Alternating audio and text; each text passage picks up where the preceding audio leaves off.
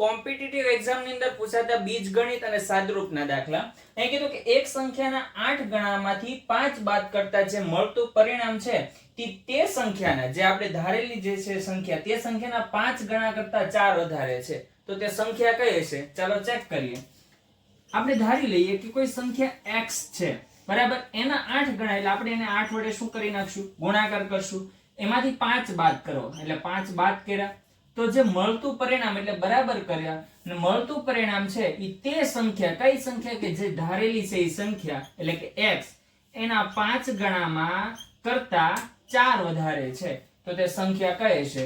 તો આપણે એક આ મળેલું છે સમીકરણ, બરાબર. હવે આપણે આને શું કરશું? તો કે ચલ વાળા પદ એક બાજુ કરશું ને અચળ પદ એક બાજુ. ચલ વાળા પદ એટલે કે x વાળું પદ, બરાબર.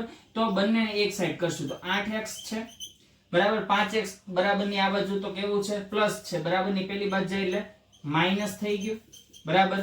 4 એમના એમ જ છે. હવે અચળ પદ આ માઈનસ છે, બરાબર. ની પેલી બાજુ જાય તો કે પ્લસ થઈ ગયું. 8 માંથી 5 જાય એટલે 3x વધે, અને 4 + 5 એટલે કેટલા થાય? 9. 3 ગુણાકારમાં પેલી બાજુ જાય એટલે ભાગાકારમાં. x બરાબર 9/3. તો x બરાબર કેટલા આવે?